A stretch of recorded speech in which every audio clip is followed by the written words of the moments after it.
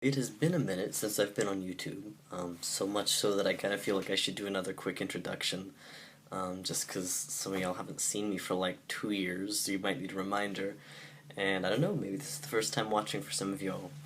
My name is Asher. I am a marriage and family therapist, currently temporarily licensed in my state. I'm a trans guy, and I started this channel originally to talk about some of my experiences in beginning hormonal transition. I think I have a couple of videos from like right before I started hormones, but then most of it has been about, transition and how that's gone and kind of navigating different kinds of coming out, or coming back out to people who had heard about it before but kind of tuned it out when they realized I wasn't doing anything immediate and medical, because I don't know, people do that sometimes. Anyway, at this point, I have been on hormones for like almost 5 years. It'll be 5 years this summer. The channel itself is definitely about 5 years old. And I'm coming back for a couple of reasons. One is just that I've been thinking for a while now about some of my own experiences early on with this stuff, and just how important it was to me, not just to connect with guys who were kind of where I was at, or on a similar path but a little farther along, but also to get to engage with folks who'd been doing this for a while longer, 3, 4, 5 years, and who were in a place where they kind of had navigated the stuff that I was in the thick of. Partly, I think, just to have some sense of hope that eventually it was not going to be quite so complicated all the time, or that at least I would know better how to deal with the complexity. And I think both those things have happened for me. And partly because I don't know, I think anytime that you're defining yourself in terms of community, as much as there's that piece of it that's very much individual and internal, and, this is who I am, there's also a piece about, this is sort of who we are, and this is where I fit in this community, this is where there's a space for me that is larger than, single person sized. So, and I got a little bit of that, like, sometimes when I would travel, when I would go to trans conferences and stuff, but I honestly didn't encounter people who were in that space very often, particularly not in venues that were as accessible as, like, YouTube. And part of what's been kind of emphasizing that for me, and bringing some of it back up, is that I am in a relationship right now with another guy. He is also trans, and we had been in a relationship for several months before he came out to me. And then he just recently started hormones, started coming out to some of the other significant people in his life. And so it really has kind of reconnected me with some of my own past experiences to watch as he walks through some analogous things. And really for me has kind of illuminated some of the ways in which, like, I did and felt and thought a lot of things that in the moment I just really didn't have time or energy to engage with, and didn't have a ton of people with whom to engage them. And so now as I'm kind of walking through some of that with him, I'm also having the opportunity to go back through and kind of reprocess some of that stuff for myself. And to think about, like, in some ways when I did it myself, it was like, I'm just doing this because I have to, right? So I'm gonna do a certain amount of advocacy because I need to survive, but I'm really not thinking about it that much in terms of, like, this is what I deserve because I'm a human being and all human beings kind of deserve this thing. It was much more just like, I need to keep breathing, and here's what I need in order to keep breathing. And there's something about watching somebody you love go through this where you're like, I feel like I've had this experience, and so now I should know all of the things to tell you to do that will make it easy and safe and okay every step of the way, and I don't have that. And I can't give that to him, I can't give it to anybody, because, this is a thing that plugs into so many facets of your life, and I can't fix the universe, as much as that is sometimes my deepest inclination and desire. But I can, be present as myself and offer that piece of myself, I guess, in a broader way.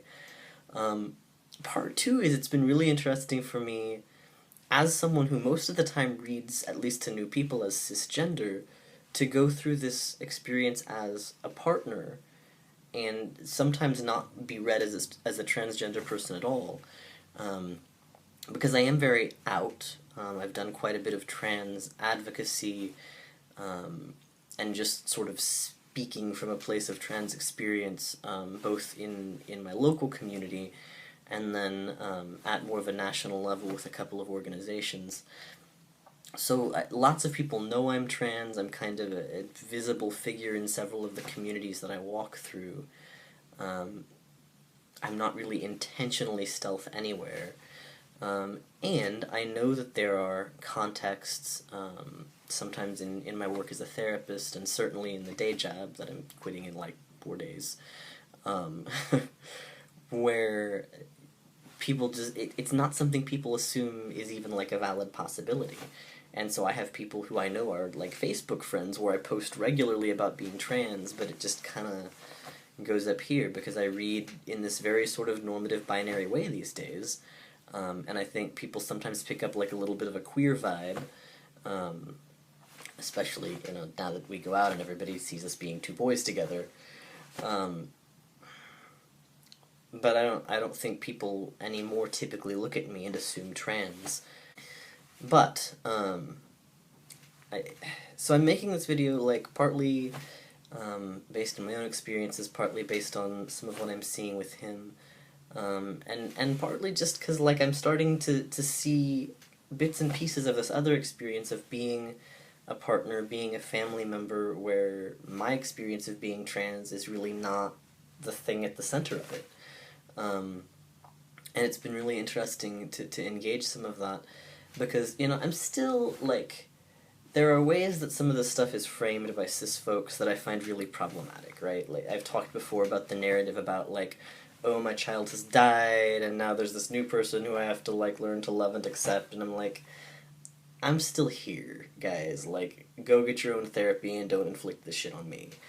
And I'm still there, right? Like, if I have shit to deal with, it's mine to deal with, and I'm not gonna inflict that crap on my partner, who's already got enough of his own stuff to deal with.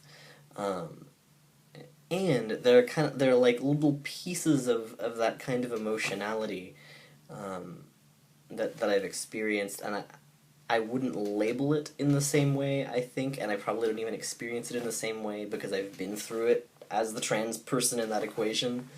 But, like, you know, changing pronouns is really not a problem for me. I've done that before a lot.